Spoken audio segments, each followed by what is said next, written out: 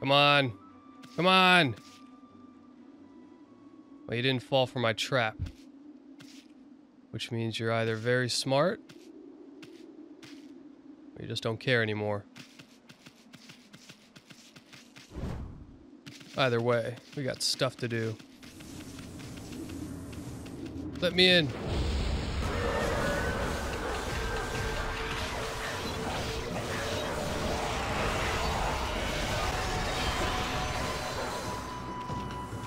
That was easy.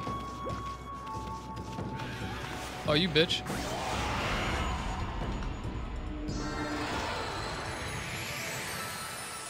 Yeah, new chest.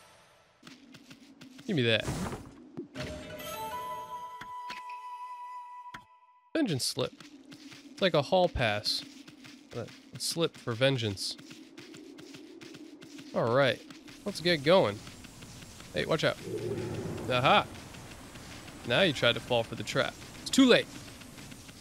So now there's a way down here. There it is. I don't know how I missed this last time. It said examine. I don't care.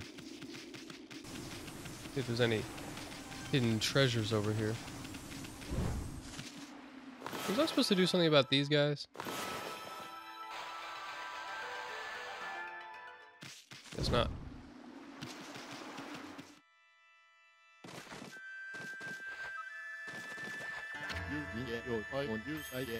So I don't know about superstitions and stuff. I'm superstitious when it comes to things. I think there's something to it. It taps into like our natural instincts to be like beyond aware or careful of something. I think it just has to do with being aware. People do rituals though because they, you know, and then it becomes OCD if you do it too much. We got a mission. Oh, oh, this is the place with the sword.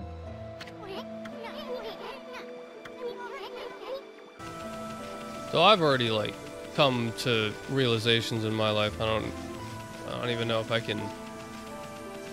I'll try to speak my mind on things today. What I think. You know, when it comes to superstition and authority. But not just authority itself, but the belief in authority.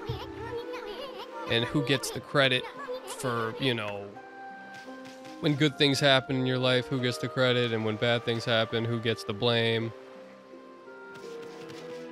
People think it's like other things. And I guess it's fine. Like superstitions, like, oh, it's unseen forces that are at work. And that's all good stuff. But how much do you really believe of it? I don't know. Alright, well this place sucks. Let's get out of here. I think a lot of what keeps you happy in the long run, when it comes to happiness and longevity, has to do with maintaining innocence. You know, you gotta try to maintain your innocence as long as possible. Still be, I mean, you have to, you know, be aware of the world, so there's only so much you can do. Let's go up top here. I'm gonna freaking solve this problem here.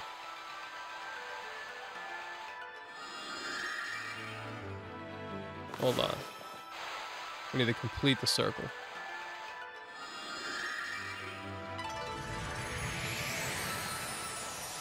Oh, I finally did it. Jeez. Alright, let's solve this problem here.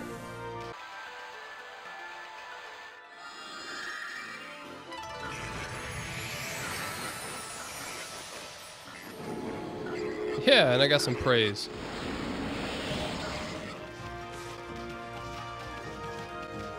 That was weird. Y'all saw that? Uh-oh. One of Susano's apprentices. What the fuck are you doing, dude? You trying to be a horse? See, this guy's always... he's doing push-ups. This guy's trying too hard to maintain his innocence. Actually, he's trying to lose his, lose his innocence. Face down, ass up. I don't know, how do you find that balance in life? Being aware of all the crap that's going on in the world today, and still,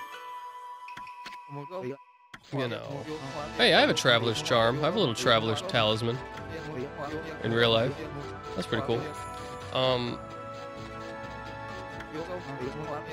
Yeah, it's just like, you gotta just maintain your morals. But it's like, you didn't have morals when you were a kid, really. I think of all the stuff that you did when you were a kid where you were like, ah, that was wrong, like, damn. So you learn to be moral.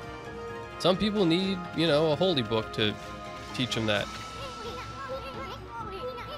I never really used it that much in that way. I never used it for moral guidance. I used it for more like walking the path of life and interacting with other people. But it's mostly like, I've always looked at it as, how do I like deal with authority figures, and, you know, like, how do I stay out of trouble from people who are just like, how do I stay away from the robots? How do I deal with, and it's always helped me with that. You know, I've always tried to be like, well, how do I, in this situation, what do I deal with? Because it always seems like there's an assault against like the normal people, the real people, from like the fake people. The artificial is trying to like overcome us. So we have to always like, I'm always like looking for guidance on like, how do you deal with, you know, a situation where the person is acting like this? What's up, man? Oh my God, he's running around the world apparently. And now this guy's chopping wood over here.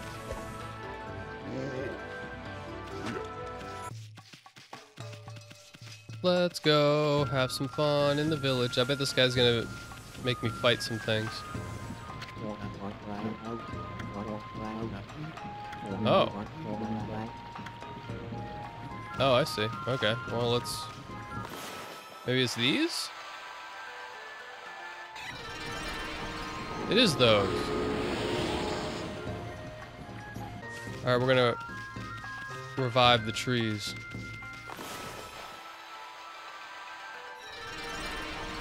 There you go. Because it seems like, okay, so let's talk about like the afterlife and stuff. So if you're gonna die and you go to heaven or something, or you go to heaven or hell, some people think everyone's damned, some people think everyone goes if you just believe this or that, and other people, but it's just like the innocents all go to heaven. So then how do you maintain your innocence in this world? So it's like we're all doomed to get corrupted in this world anyway, so we have to just accept, like, you know, our savior, whether it's, you know, Jesus or Buddha or whatever. The Jews don't even believe in a hell, really, in the afterlife. There's no concept of it. So how did that change in the, you know, King James version of the Bible? Or the Bible compared to the original Old Testament. The New Testament introduced the concept of hell. And I just want to know how much stuff, you know, Jesus actually said, because he was a teacher. I think he was a person. I don't think he should have been killed. You know, he was a good teacher and a nice guy, and he was just a dude. It's like, whether he's the son of God or not, he, you know, he did his thing. He did it so much. But I, you know, I had a weird feeling the other day. I was like, oh, well, not a weird feeling, but I had a thought that was like, you know, what if there was some kid who was like, you know, he looked up to the guy. He was like, oh, Jesus, he was so cool. And he's like, what happened to him? And the mom and, you know, dad are so upset that the government killed him that they had to tell him, like, listen, Timmy, he was a superhero and he did all this good stuff. And so they had to make this big story to tell little Timmy, hey, here's what's going on with that. Your friend, he went to the afterlife and he was the son of God and he did all these great things and he became like a hero in his eyes, like an archetype. Just to, you know, so the kid wouldn't be upset that his his hero got freaking, you know, executed by the freaking government. So, you know, maybe that's how the story originated. I don't know. And it's like, then you just, all the people came together and sat down and wrote a book that was like, yo, this is what, it was so dark, I can't even see. Oh, you can see like this. Night vision. Oh, come on. That wasn't a perfect circle. I need lessons from Squidward. Whoa. Kicking ass. Hey, get out of there. So I was just thinking, like, because if all, you know, if, well, what happens to all the babies? They haven't had a chance to accept Christ or whatever. Oh, they go to heaven because they're innocent. Do you really think God would allow that to happen to them? But it's like, then we are given the choice. So, I don't know. It just seems too messy and stuff. But it's like, oh, well, we're just humans. We don't understand how it works. And I'm just like, if there's an all-powerful thing, it needs to... I think it's more subtle, like nature and stuff. Like, it's slow-moving. It's not like... Maybe there's, you know, there's different speeds at which, you know, the gods intervene and stuff. That the supernatural forces do. But that's where the superstition comes into play. Hell yeah, drink that. It has to do with like synchronicity too. You know, you start seeing signs in the synchronicity, but people know what synchronicity is. People that are good and bad, and high positions of power, who are like, we know what synchronicity is, we know how to manipulate it, we know how to make people believe in false miracles, and even make people believe in their own false, like, you know, their own thoughts betray them. Like, they think that they're witnessing something great when it's really just, you know, it's just nature. It's just the way it is. Just the way it goes. But synchronicity is cool. Like, all right, is this guy finally gonna make the thing bloom? Let's do it.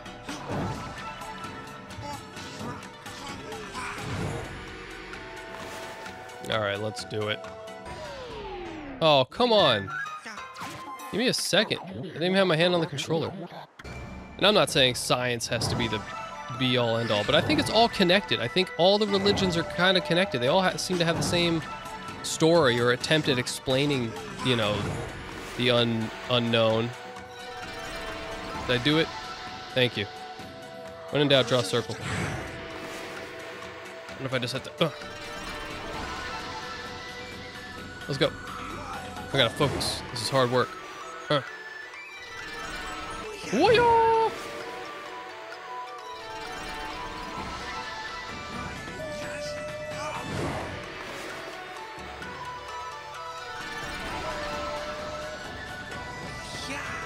Oh my goodness. Thank you. All right. Yeah, so I was saying, it's all connected. I think. They're all trying to explain the same thing. The unseen, the unknown, the, you know, the afterlife, you know, the forces of good and evil and all that stuff. And it's all within us. So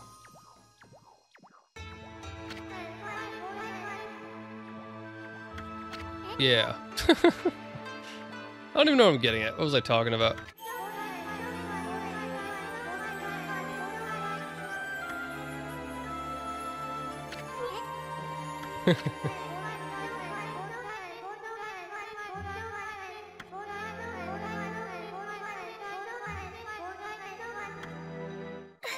Gotta give me some praise. There you go, Pat. You did it, Pat.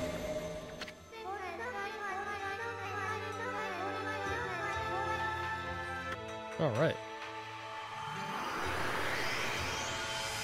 Oh, I was saying science. Yeah, we don't, like... but that's what I'm saying, it's all connected. Even science. That's how I look at it. What I was saying, like, from a practical standpoint. Y'all are saying that, like, yo, God exists. I want to find, like...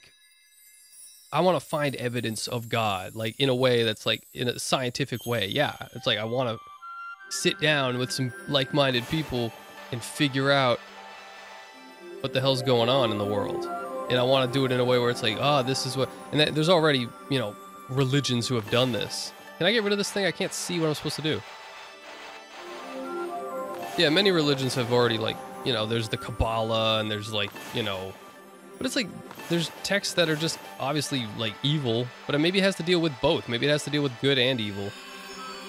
But I don't know, it's just crazy. We as, like, the people of, you know, like, society we don't even get access to any of the deep knowledge. Like all this under the Vatican, there's like miles long, there's like miles worth of underground knowledge, old books and stuff, and old like stuff that's just kept away from us. Like we don't get to know that kind of stuff. It's just kind of like, well, and but that's what's crazy is like they are trying to like keep us dumbed down and keep us in a state of like, oh, here's your entertainment, here's what's going on, and trying to tell us what's going on in the world, and we can't even question things.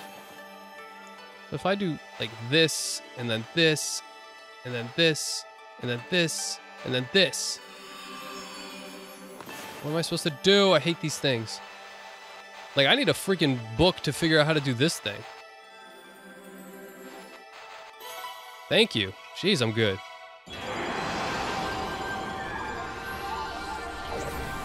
Monkey again?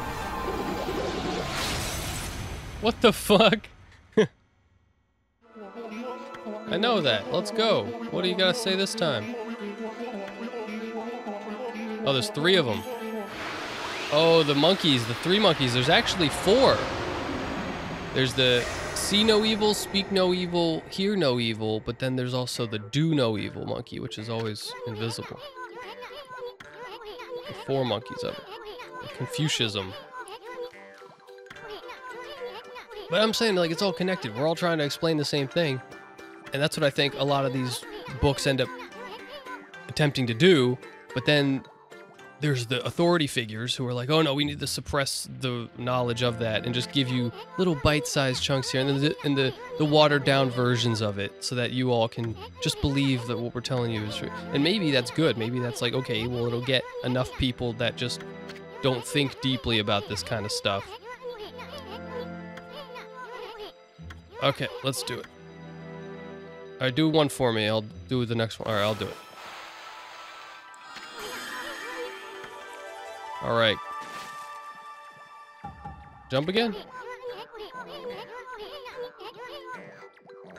But I want to go further. So it's like, where's the next step for me? I want to go to the, like, I want to find the deeper stuff. I want to know about, like, this and that. And even the superstitious stuff. Like, oh, here's the knowledge on this. Here's the rock moved. This miracle was performed. The tree grew in one day.